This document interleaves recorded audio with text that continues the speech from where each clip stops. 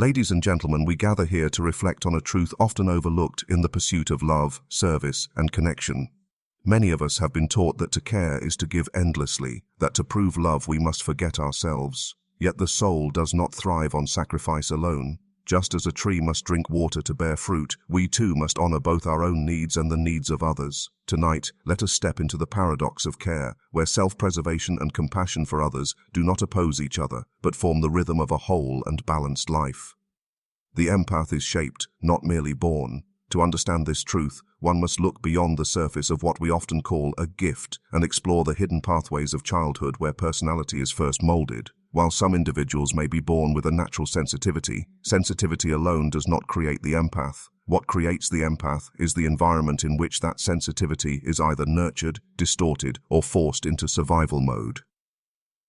In the earliest years of life, a child learns about safety, love, and belonging not through words but through responses.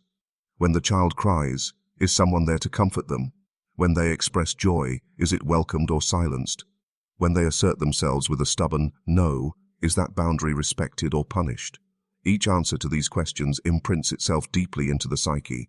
The empath, in many cases, is the one who discovered early that their own expressions might be too much for the world around them. To remain loved, they learn to shrink. To remain safe, they learn to adapt. A child who feels unseen in their own needs often begins to see others with extraordinary clarity. When their anger is not tolerated, they tune into the moods of their parents to avoid triggering conflict. When their sadness is dismissed, they heighten their awareness of what others need to stay connected.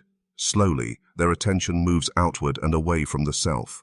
They become masters at scanning faces, voices, and subtle cues.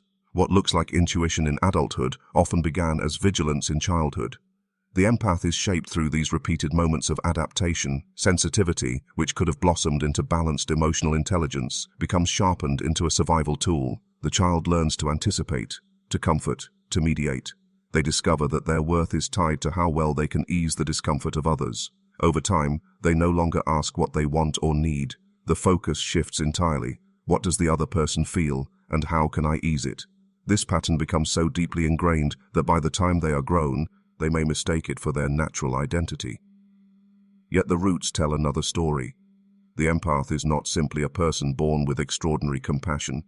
They are the product of an environment where boundaries were blurred, where selfhood was set aside for connection, and where survival demanded that they know the inner weather of others better than their own. Their gift is intertwined with their wound. This shaping leaves profound consequences. The adult empath may feel both gifted and burdened. Gifted because they can enter another's pain and bring comfort with uncanny precision. Burdened because they struggle to recognize where others end and they begin. They may carry exhaustion from always holding space, while their own unspoken needs pile up in silence. What was once an adaptation to stay safe as a child now becomes a barrier to true intimacy and self-expression. But to recognize that the empath is shaped is also to recognize their potential for transformation. If their empathy was born of adaptation, then it can be rebalanced through awareness.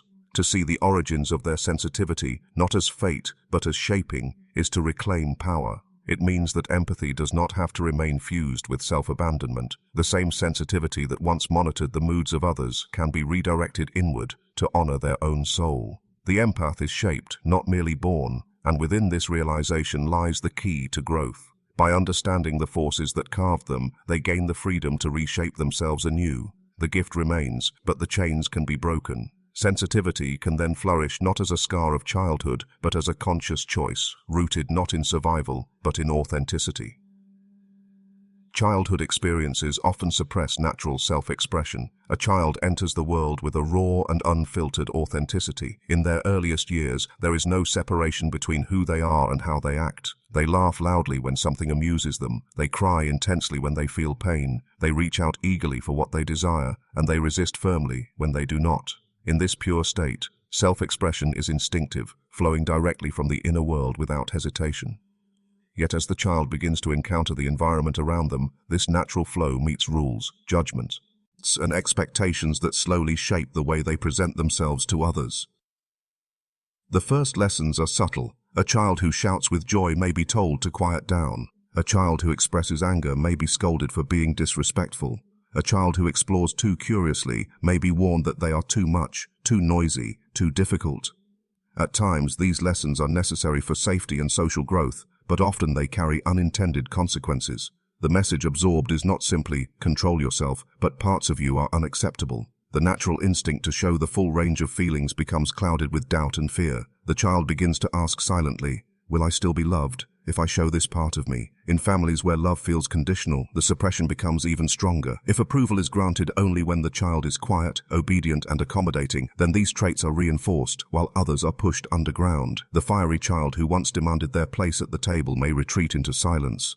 The sensitive child who once cried freely may learn to hide tears behind a mask. Expression is not lost, but redirected inward, stored in hidden corners of the psyche where it festers and waits.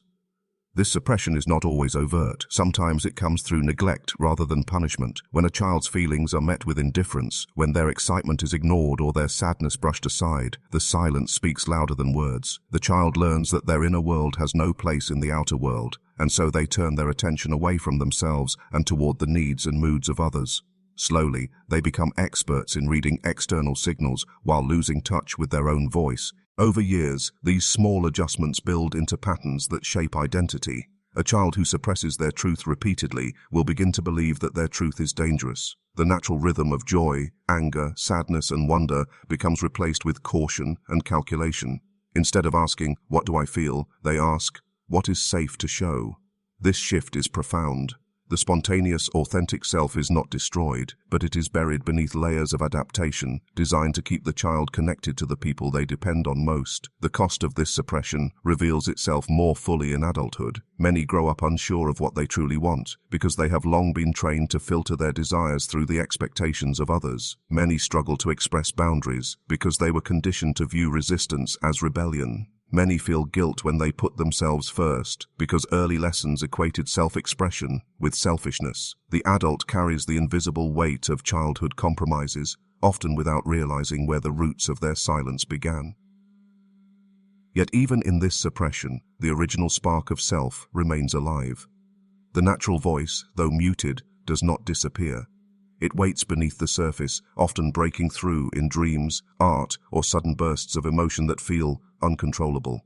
These eruptions are reminders that the authentic self has never been erased, only hidden.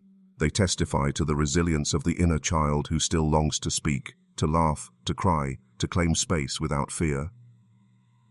Childhood experiences often suppress natural self-expression, but they also set the stage for a lifelong journey of rediscovery. What was silenced can be found again. What was pushed aside can be reclaimed. The truth of the self, though muted in the early years, endures with quiet strength, waiting for the moment when it is safe enough to rise again. In childhood, early conditioning teaches that personal needs are inconvenient or unsafe. From the very beginning of life, a child does not separate between wanting and deserving. Their needs for comfort, safety, nourishment, and love arise naturally, and they express them instinctively. A cry is not a strategy, but an honest signal of hunger or distress. A request for attention is not manipulation, but an attempt to feel connected. Yet in many environments, these natural needs are met with resistance, neglect, or punishment. The child, highly dependent and impressionable, quickly learns that the act of expressing need carries a cost. Some children discover this when their cries for help are met with impatience. A parent who is overwhelmed, absent, or emotionally unavailable may communicate, through tone, silence, or anger, that the child's demands are excessive. Other children sense it when they are told to stop being dramatic or toughen up whenever they display sadness or vulnerability. Over time, they internalize the message that needing comfort or reassurance is bothersome, a burden to those they rely on most. The conclusion is not formed in words but in feelings. If I show my needs, I may lose love. If I ask for too much, I will be rejected.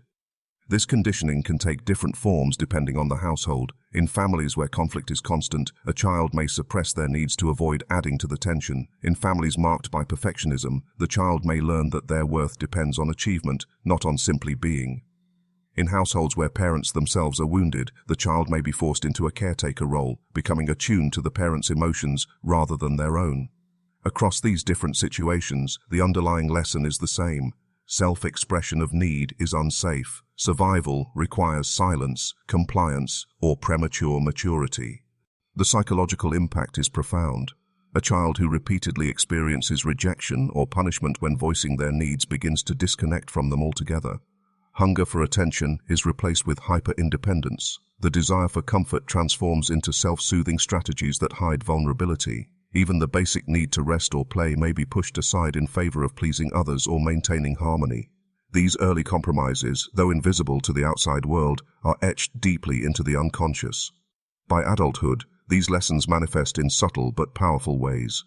An individual may feel intense guilt when they ask for help, as though they are imposing. They may apologize excessively for small requests, fearing they are an inconvenience. They may find it easier to give endlessly than to receive, because giving was safer than needing in childhood. Some even lose the ability to recognize their needs at all, mistaking exhaustion for laziness or loneliness for weakness. What began as adaptation now appears as identity.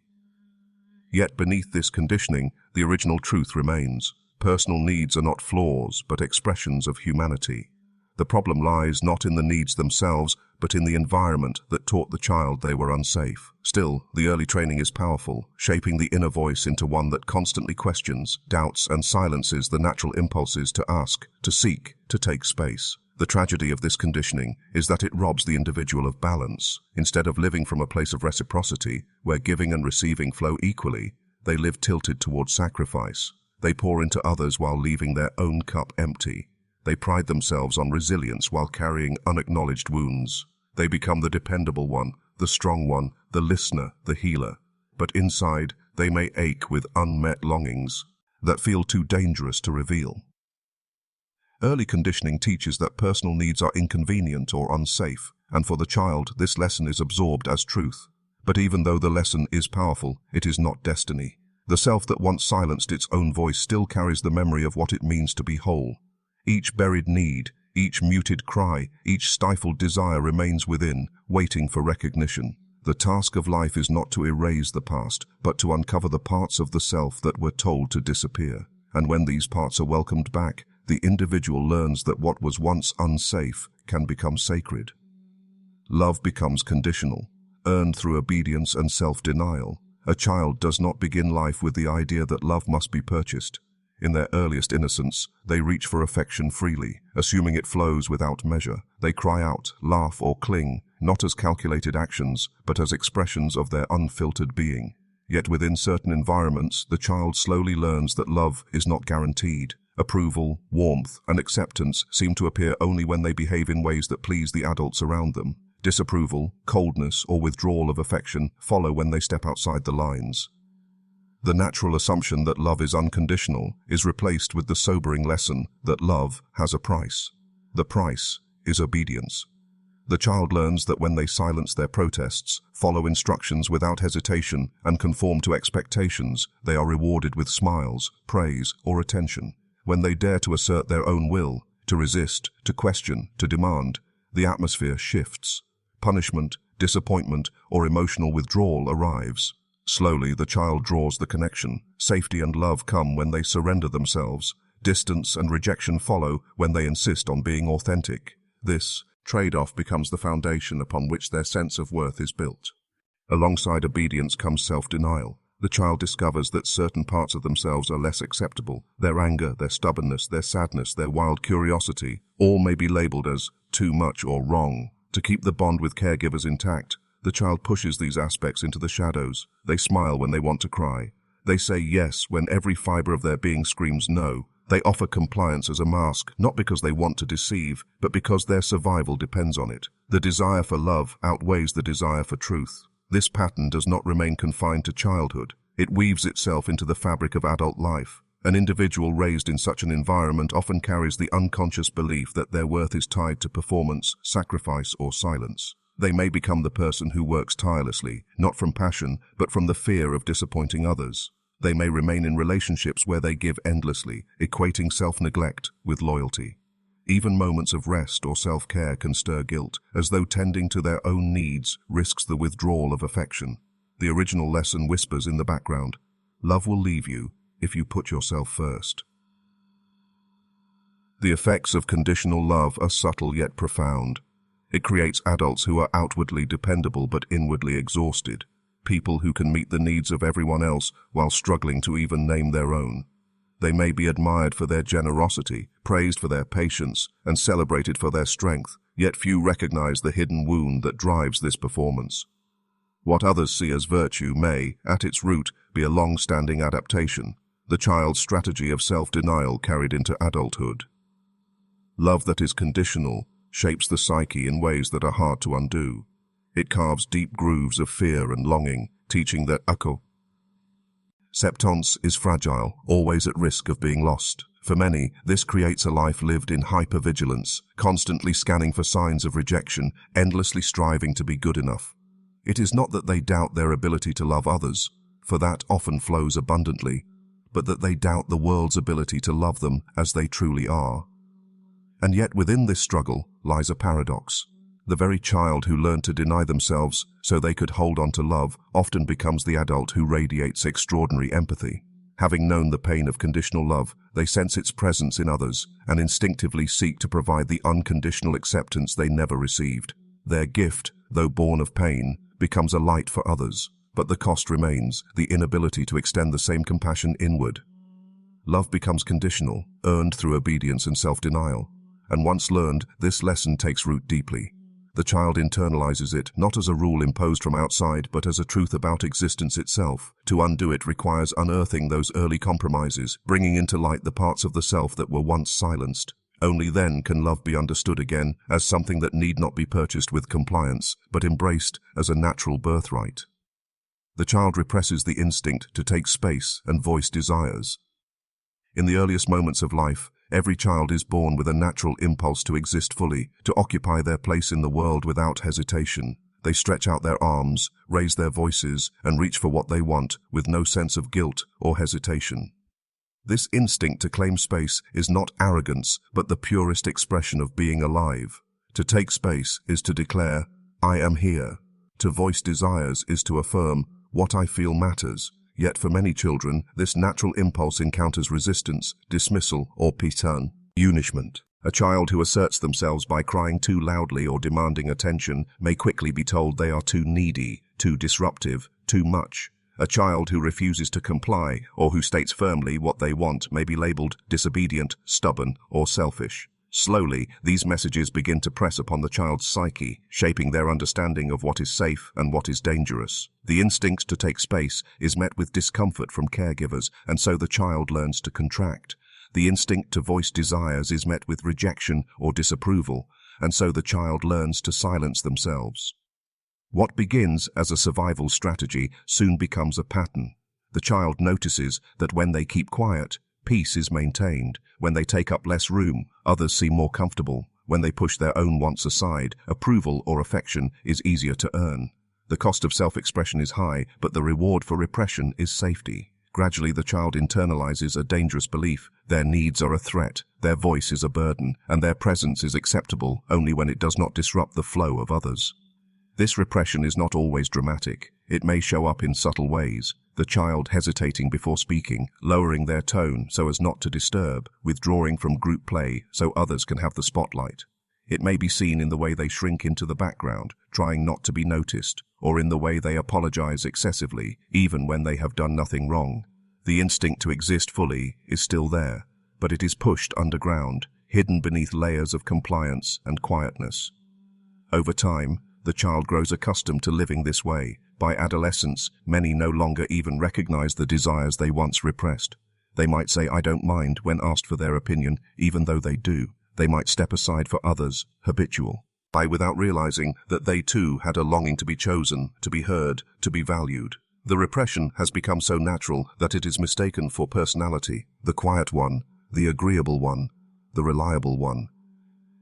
Yet beneath these labels lies a silenced truth, a self that wanted to take space but learned it was unsafe, a voice that wanted to speak but was taught to stay quiet. In adulthood, the consequences of this repression are profound. The individual may feel invisible in relationships, unable to assert boundaries without guilt. They may find themselves overlooked at work, hesitant to claim recognition or advocate for their own needs. They may struggle with feelings of resentment, though they cannot always trace where it comes from. Deep inside, the instinct to take space still pulses, but it collides with the conditioning that warns of danger whenever they dare to do so. Even moments of desire can bring discomfort. To want something for themselves may stir feelings of selfishness, as though longing itself were forbidden. To speak up may feel like betrayal, even in the smallest matters. They may continue to shrink, making themselves smaller in order to preserve harmony, but at the cost of losing connection to their true self. The child represses the instinct to take space and voice desires, and in doing so, they carry into adulthood a muted relationship with their own essence. What was once a natural impulse to exist without apology becomes a lifelong struggle between the voice within and the silence imposed from without. The instinct does not vanish. It remains, waiting for the moment when it is safe enough to emerge again, waiting for the permission that was once denied, but forever longed for. In place of self-assertion, the child develops hyper-attunement to others. When a child first enters the world, their instincts push them to express openly and without hesitation. They cry when hungry, laugh when delighted, and resist when they feel discomfort. This is the earliest form of self-assertion, the body and soul insisting on their right to exist and to be heard. But in an environment where these expressions are unwelcome or punished, the child quickly discovers that self-assertion leads to tension, rejection, or even abandonment. To preserve connection and safety, they must adapt. The instinct to stand firmly in their own experience gives way to a heightened awareness of the experiences of others. This adaptation is not chosen consciously. It unfolds gradually as the child learns to read the moods of caregivers with extraordinary sensitivity. If a parent is often irritable, the child studies tone and posture, adjusting their own behavior to avoid conflict. If love and attention appear only when the child is compliant or cheerful, they learn to suppress other emotions and to perform the role that secures approval. Day by day, the natural compass that once pointed inward shifts outward, orienting itself around the signals, needs, and desires of others. The self becomes background, and the external world becomes foreground. Hyper-attunement develops as a survival tool. The child's focus sharpens to catch even the smallest changes in mood, the faintest signals of disapproval or approval. They become skilled at predicting reactions, skilled at soothing tension before it erupts, skilled at blending themselves into whatever form will preserve harmony. What may appear later as intuition or empathy is often rooted in this early training. The child has become a watcher, a listener, a mirror.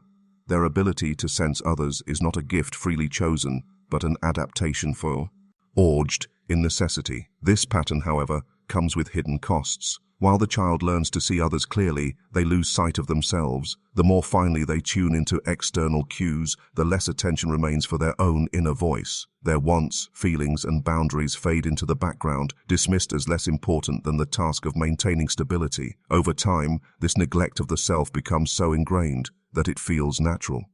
They no longer ask, "What do I want?" but instead, "What will keep the peace?" or "What will make them happy?" Their inner compass has been replaced with the map of others.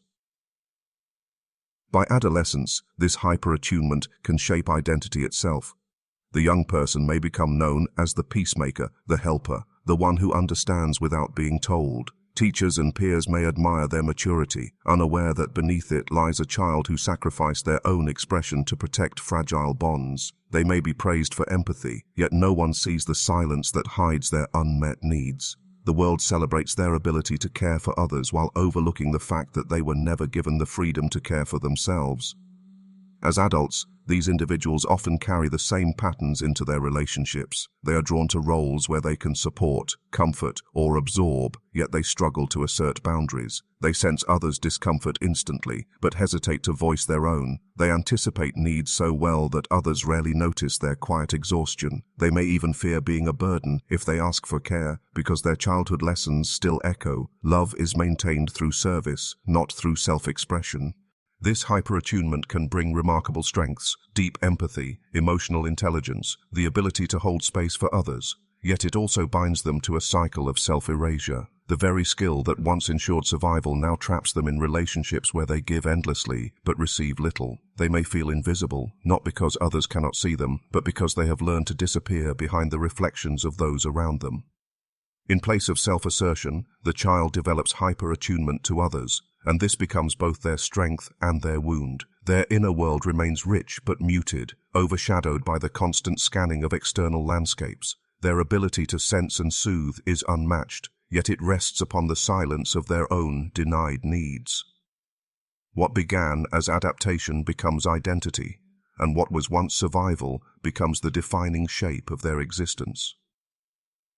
Empathy becomes a survival strategy before it becomes an identity. In its purest form, empathy is a natural human capacity, the ability to feel with and for others, to imagine the inner world of another as if it were one's own. It is not inherently a burden, but an expression of connection. Yet in the life of certain children, empathy is not simply a gift that emerges freely. It is a skill forged in response to an environment where safety depends on vigilance. Before it becomes a celebrated trait, or a conscious part of who they believe themselves to be, it first appears as a necessity, a way to navigate the unpredictable currents of relationships that hold their survival. For a child in a home marked by volatility, inconsistency, or emotional distance, the air itself carries signals of danger or approval. A slammed door, a sigh, the rise of a voice, or even the silence of withdrawal. These are not mere details, they are warnings. The child quickly learns to notice them all, to anticipate what might follow.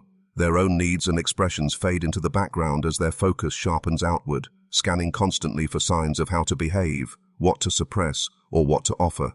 In this way, empathy emerges not as a natural flowering, but as a defense system. To feel what others feel is to stay one step ahead of rejection, punishment, or abandonment.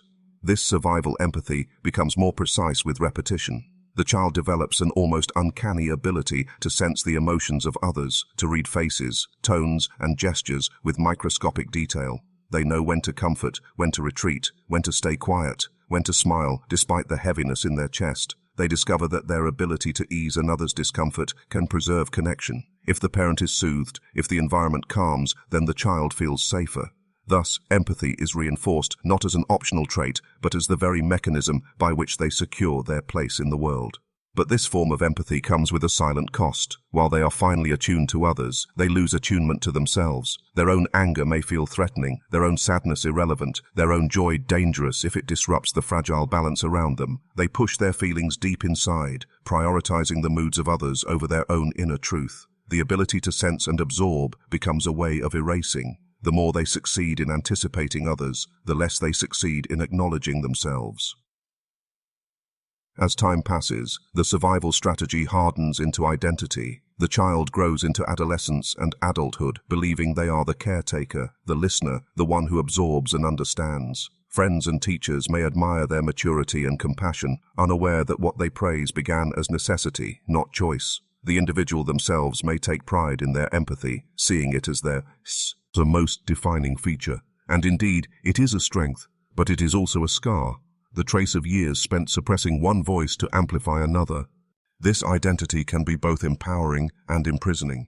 On one hand, it allows them to connect deeply, to form bonds built on understanding and presence. On the other, it leaves them vulnerable to imbalance. They may give endlessly without knowing how to receive. They may feel guilty for setting boundaries, as though refusing to carry another's pain is selfish. They may define their worth entirely by how much they can feel for others, never asking if they themselves are being seen in return. What began as a survival tool has now become the lens through which they view their existence. Empathy, when born this way, is never entirely free. It is tinged with the fear of what happens if it is withdrawn, with the memory of how necessary it once was to remain connected. Yet within this story lies the paradox. The very trait that once saved them also hides their deepest wounds. Their empathy shines outward, illuminating the needs of others, while the shadows of their own unmet needs remain unseen. The survival strategy remains alive beneath the surface of the identity, quietly shaping how they move through the world.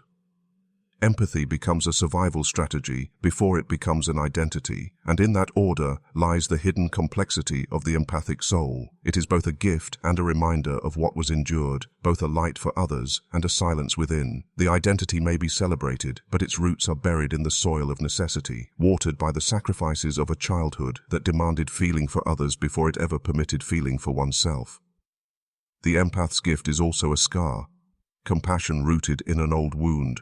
What looks from the outside like extraordinary kindness, sensitivity, and the ability to comfort others often carries within it a history of pain. Compassion, for many empaths, does not arise solely from an abundance of love, but from a familiarity with suffering. It is not just the flowering of the heart, but also the mark left by earlier experiences where love was inconsistent, where safety was fragile, and where the child had to learn quickly that caring for others was the surest path to survival.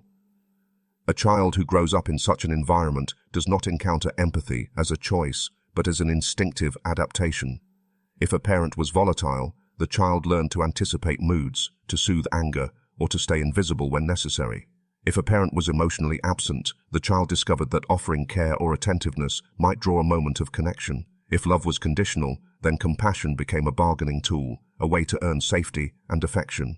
In this way, what the world later praises as empathy is deeply intertwined with wounds that taught the child their own needs were less important than the needs of others. This is why the empath's compassion often feels so deep. They are not simply observing another's suffering from a distance. They are resonating with it, touching it from within.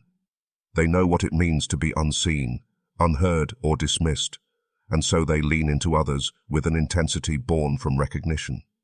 Their comfort carries weight because it is grounded in lived experience. Their listening is powerful because they remember what it was like when no one listened to them. Their care is tireless because they once believed care was the only path to being loved. The gift shines brightly, but it is fueled by memories of shadows. From childhood, this pattern often begins. When affection was conditional or unpredictable, the child may have discovered that pleasing others was the surest path to connection. Their smiles were rewarded, their compliance praised, their sacrifices met with approval. But when they expressed needs of their own, they may have been ignored, dismissed, or even punished. Slowly, the lesson took root. To receive is dangerous, but to give ensures survival. By the time they are grown, this lesson has hardened into habit. They give instinctively, unconsciously, almost compulsively, while receiving remains a foreign and unsettling experience. This imbalance has a cost. The one who gives endlessly often feels invisible in their own life. They may be surrounded by people yet haunted by an inner emptiness because the relationships they nurture flow in only one direction. Their joy at helping others is genuine, but it is tinged with exhaustion.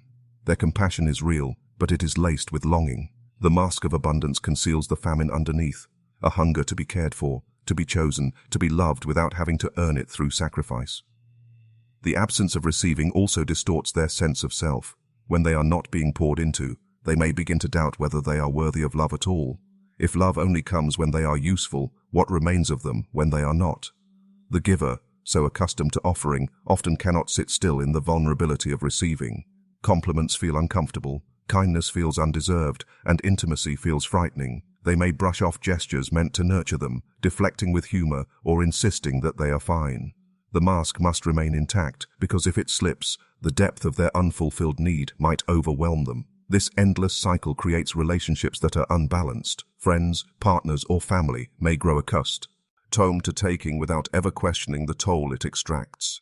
The giver rarely complains, for voicing their emptiness would feel selfish or ungrateful. Instead, they smile and continue, even as their own reservoir runs dry. The world praises their generosity, never realizing that behind the glow of selflessness is a soul quietly aching for reciprocity. Yet the truth lingers in the silence between their giving. The endlessness itself is the signal. No one who feels fully received gives without boundary, without pause, without rest. True generosity flows from a place of abundance, where the cup is full enough to spill over naturally. But when giving is ceaseless, when it feels more like compulsion than choice, it is a sign that something within has been starved.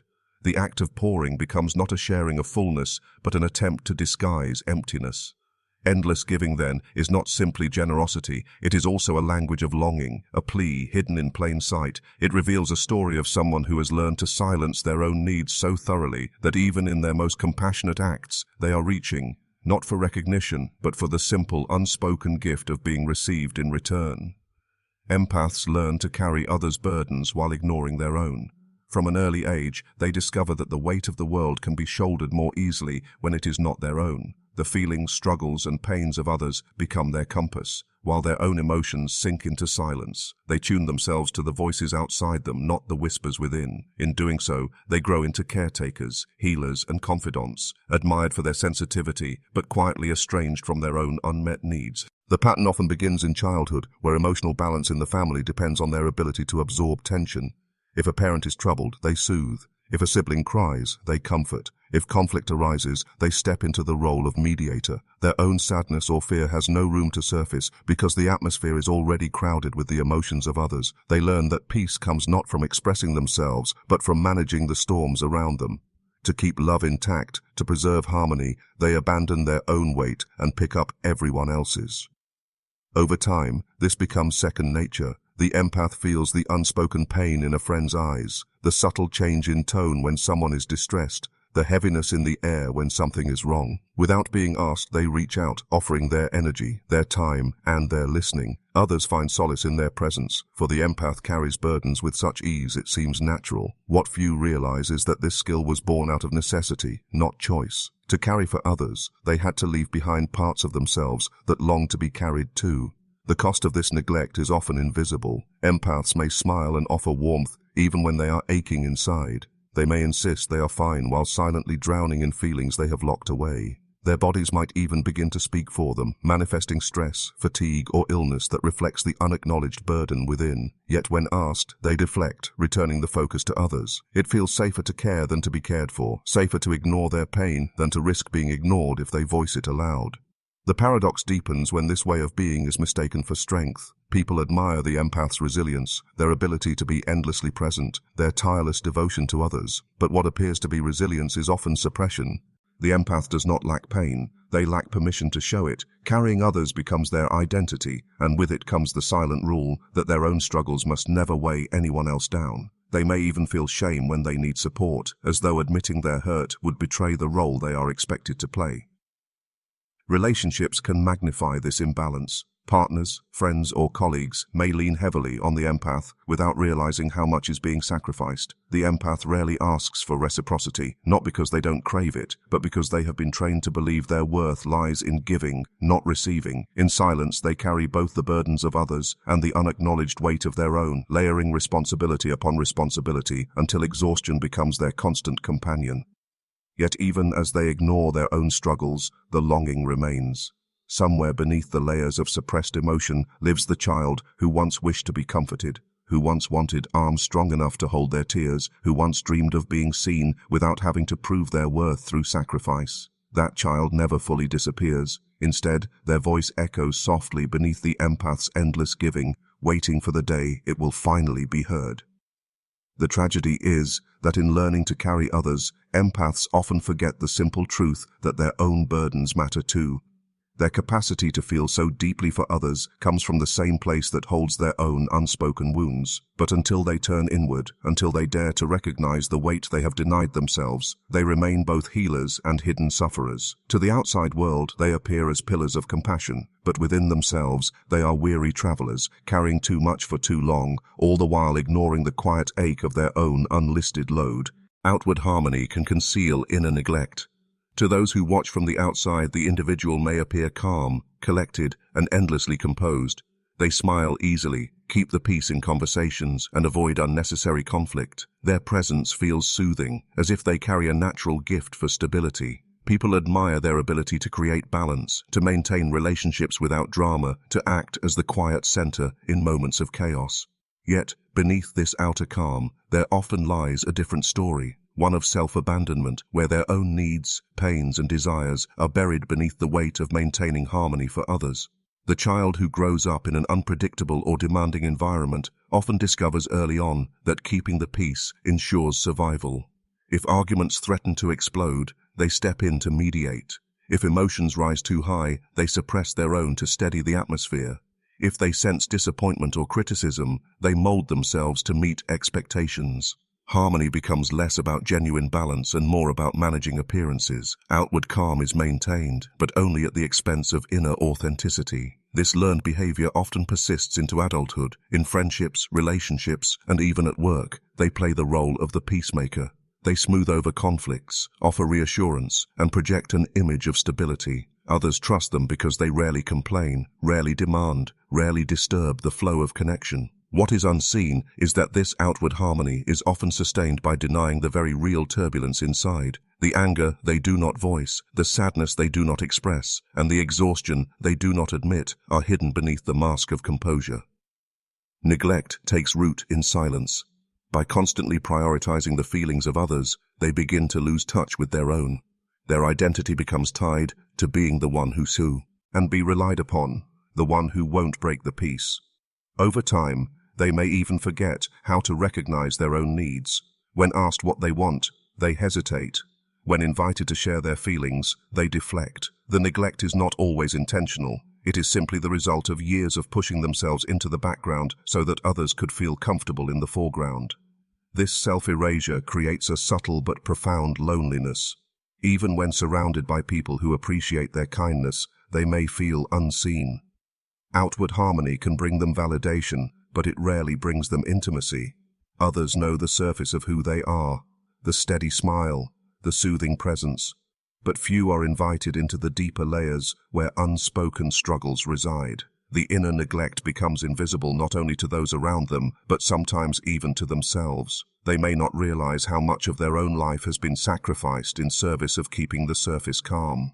The toll of this neglect eventually shows itself. It might emerge as burnout, where the constant effort of maintaining harmony leaves them drained. It might reveal itself as quiet resentment, a bitterness that grows when they realize their sacrifices have not been acknowledged or reciprocated. Or it might appear as emptiness, the unsettling feeling that despite all the balance they create for others, their own life feels hollow. Outwardly, they may still look serene, but inwardly, they are carrying the silent weight of their own unaddressed wounds. The danger of equating harmony with health is that it overlooks the cost at which that harmony is achieved. True balance cannot exist when one side of the scale is perpetually ignored, when an individual gives endlessly to others but rarely tends to themselves. The outer peace becomes a performance, not a reflection of reality. It is a carefully crafted mask, worn so convincingly that even the wearer may forget it hides a deeper truth. Outward harmony can be a shield, a way to protect against chaos, rejection, or conflict. But like all shields, it also prevents real connection. For others to truly know and love them, the harmony must be broken long enough to reveal the neglected self beneath. Until then, the appearance of peace will continue to conceal the quiet ache of a life lived in service of others, while the inner voice remains unanswered. True healing requires reclaiming the right to say no. For many, the word itself feels dangerous, almost forbidden, because it carries the risk of rejection, conflict, or disapproval. From an early age, they may have learned that no brought punishment, distance, or disappointment, while yes secured acceptance, praise, or peace. Over time, yes became their default response, not out of genuine willingness, but out of fear that refusal would sever connection. To heal, however, one must confront this deeply ingrained habit and rediscover the strength to protect their own boundaries with a word that is small yet powerful. No. The inability to say no often grows from childhood conditioning. A child who is praised only when they comply learns to associate obedience with love. If they attempt to assert themselves by refusing a request, expressing fatigue, or seeking solitude, they may be met with criticism or guilt. Slowly, their natural instincts are overridden. Instead of asking, "What do I want?" they ask, "What do they need from me?" Instead of protecting their energy, they abandon it to maintain approval. Saying no becomes a risk too great to take, so they carry yes as their shield against disconnection. As this pattern continues into adulthood, the consequences deepen. They become the person others depend on, the one who rarely refuses, the one who can be counted on to pick up the extra responsibility, to offer endless listening, to sacrifice their time and energy. On the surface, they appear generous, selfless, dependable. Yet beneath this mask, they often feel depleted, overlooked, and resentful. Each yes that is given against their will is a small betrayal of the self, and over time, those betrayals accumulate into exhaustion and quiet despair. The tragedy is that they may not even recognize the cost. Because saying yes has been tied to their sense of worth for so long, they believe they are being good, kind, or loving by constantly accommodating. They may even feel guilt or shame when the thought of saying no arises, as though asserting themselves is selfish. In reality, this guilt is simply the echo of old conditioning, the internalized voice of those who once convinced them that their needs were less important than the comfort of others. Healing begins when they confront this conditioning and reclaim the right to set boundaries. To say no is not an act of rejection, but of self-preservation. It is a declaration that their time, energy, and emotional well-being matter just as much as anyone else's. The first attempts may feel terrifying. Their body may tighten, their heart may race, and the fear of disappointing others may surge. But with each no spoken honestly, they begin to loosen the chains of people-pleasing. They rediscover the truth that love cannot be sustained by endless compliance, but by authenticity. Reclaiming no also creates space for genuine yes. When every request is met with agreement, the word loses its meaning, becoming a hollow ritual. But when no is honored, yes regains its power. A yes spoken freely carries warmth, sincerity, and presence. It is not born of fear or obligation, but of choice. In this way, boundaries do not diminish love, they deepen it, making relationships more balanced, reciprocal, and real. The right to say no is ultimately the right to exist as a whole person. Without it, the self dissolves into the expectations of others, becoming little more than a mirror reflecting back their desires. With it, the self reclaims its voice, its dignity, its place in the world. Saying no is not cruelty. It is the most honest act of care one can offer, both to oneself and to others. For when we honor our own limits, we teach others to honor them too, and we step into relationships not as silent givers, but as equal participants. True healing does not come from more giving, more sacrificing, or more pleasing. It comes from the courage to stand firm, to hold the line, to protect the sacred ground of the self, and that courage begins with a single word, spoken with clarity and conviction. No. Balance comes when the empath includes themselves in their compassion. The very essence of empathy is the ability to step into another's world, to feel their pain, to honor their struggles as if they were one's own. For the empath, this gift comes so naturally that it often becomes a defining trait. They pour themselves endlessly into the lives of others, offering comfort, understanding, and support wherever it is needed. Yet, this flow of compassion can remain tragically one-sided when it does not turn inward. The empath may nurture everyone around them while leaving themselves starved of the very kindness they so freely give. Balance begins only and they recognize that they, too, deserve the embrace of their own tenderness. The empath's tendency to neglect themselves is rarely accidental. It is often born of early conditioning, where their value was tied to what they could give rather than who they were. They may have been praised for being helpful, quiet, and understanding, while being scolded or dismissed when they expressed frustration, sadness, or need. In such an environment, self-compassion becomes foreign, even dangerous, because focusing on the self risks rejection. So, they learn to turn outward, projecting care onto others as a way of preserving love and connection. The tragedy is that in doing so, they abandon the child within who once longed to be comforted too. This imbalance often shapes their adult lives. They may become the friend who listens for hours but never shares their own struggles, the partner who prioritizes another's happiness while ignoring their own exhaustion, or the co-worker who takes on extra tasks without protest. Outwardly, they appear strong and endlessly giving. Inwardly, they may carry a quiet emptiness, a subtle ache that comes from being unseen even in the presence of constant connection. Their compassion, though genuine, becomes lopsided, a river that flows outward but never returns to replenish its source. Including themselves in their compassion does not mean diminishing their gift for others. It means widening its circle. It requires the empath to turn the same tenderness they show to a grieving friend toward their own tired heart, the same patience they extend to a struggling child toward their own inner wounds, the same forgiveness they offer to others' mistakes toward their own imperfections. Self-compassion does not weaken empathy. It strengthens it. For when the empath cares for themselves, their giving is no longer a sacrifice, but a sharing of genuine abundance. The challenge lies in the guilt that often arises.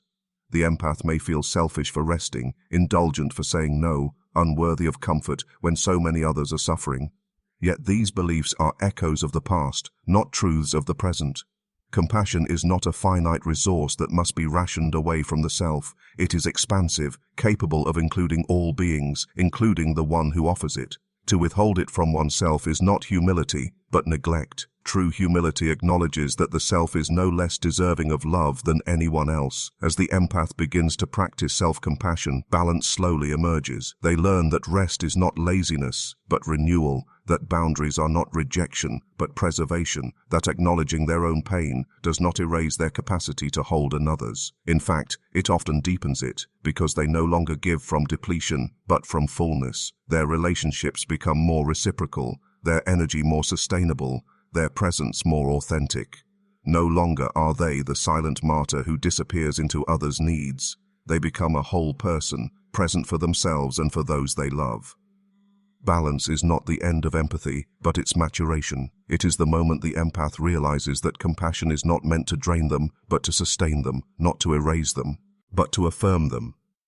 When they finally include themselves in their compassion, their gift transforms. It is no longer just the scar of survival or the habit of self-denial, but a living force that honors the dignity of all, others and self alike. Only then does their empathy become what it was always meant to be, a light that shines outward without ever dimming within. Boundaries are not cruelty. They are the foundation of wholeness. To those who have grown up believing that love is proven by sacrifice, the act of setting limits can feel harsh, almost like an offense against kindness itself. Saying no, stepping back, or refusing to absorb another's pain often stirs guilt, as though such actions reveal a lack of compassion. Yet this belief is rooted in misunderstanding. Boundaries are not walls meant to isolate, but bridges that preserve the dignity of both self and other. They are the quiet structure that allows love to breathe without suffocating, care to flow without depletion, and connection to thrive without erasure. The confusion between boundaries and cruelty often begins in childhood. Many who struggle with limits grew up in environments where their no was dismissed, their needs ignored, or their attempts at self-assertion punished. In such spaces, the message was clear. Love means compliance, belonging means self-denial, and worth is measured by how much one can endure.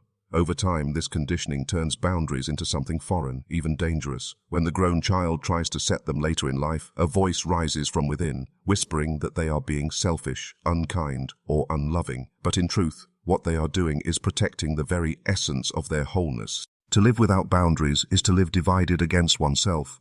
The person who constantly bends to the will of others, who says yes when their heart is heavy with no, gradually fragments inside. Their outer self continues to give, to smile, to comply, while their inner self grows weary and resentful. The dissonance creates quiet suffering, an exhaustion that seeps into the bones, a loneliness that persists even in crowded rooms. Without boundaries, they become a mirror for others' needs, but lose sight of their own reflection. This is not compassion, it is self-abandonment disguised as care. Boundaries restore integrity by drawing a line where one person ends and another begins. They affirm the truth that each individual has the right to their own energy, time, and emotional space. Far from cruelty, they are acts of honesty. When someone says, "I cannot carry this right now," they are not rejecting love. They are preserving the conditions under which love can remain genuine.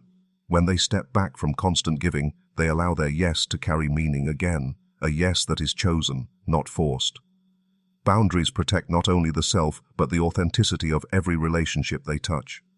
The fear of boundaries often comes from imagining that they sever connection. In reality, the opposite is true. Without them, relationships become distorted, defined by resentment, imbalance, or silent expectations. With them, relationships gain clarity and depth. A friend who respects limits is a friend who values the whole person, not just their utility. A partner who honors boundaries is a partner who loves authentically, not merely out of convenience. Boundaries make room for mutuality, where both giving and receiving are possible, where love is no longer a one-sided performance, but a shared experience. To set boundaries is also to practice self-respect. It is the recognition that one's inner world matters as much as the outer demands of others. For the empath especially, this is a radical act. They are accustomed to carrying everyone else's burdens while silencing their own. But when they begin to say, "This is enough," they declare to themselves that their needs are worthy, their feelings valid, their life sacred. This declaration is not cruelty, it is the foundation upon which healing rests. Boundaries are not about shutting others out, but about letting them in without losing oneself. They create the space where presence can be authentic, where compassion can flow without resentment, and where love can be sustained without exhaustion. They are the invisible architecture of wholeness, the structure that allows a person to stand fully in themselves while still reaching out to others. To honor them is to recognize that true kindness cannot be built on self-neglect. Boundaries are not cruelty, they are the quiet strength that protects love from distortion, the firm ground upon which connection stands, and the essential framework for a life lived in integrity. Without them, empathy becomes erasure. With them, empathy becomes truth. And in that truth lies the wholeness every soul is seeking. Empathy without boundaries turns into self-sacrifice. What begins as a beautiful capacity to feel deeply for others can slowly transform into a pattern of erasure where the needs of everyone else eclipse one's own existence.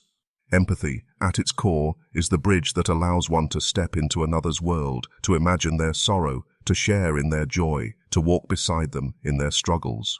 But when this bridge is crossed without restraint, it no longer connects two lives. It consumes one in service of the other. The empath, who cannot distinguish between compassion and surrender, risks giving until nothing of themselves remains. The danger lies in how natural this transformation feels. To sense another's suffering can awaken an almost irresistible urge to soothe, to help, to fix. For the one whose identity has long been tied to caretaking, it may feel impossible to step back, to let another carry their own weight. Saying no feels like abandonment, stepping away feels like betrayal. So they lean in further, pouring out their energy, their time, their emotional reserves, until their own needs vanish into the background. The line between empathy and martyrdom blurs, and soon the gift that once illuminated connection becomes the very source of depletion. This collapse of boundaries often finds its roots in early conditioning. A child who learns that love is conditional, dependent on obedience, helpfulness, or emotional caretaking, quickly discovers that their worth is measured by how much they give.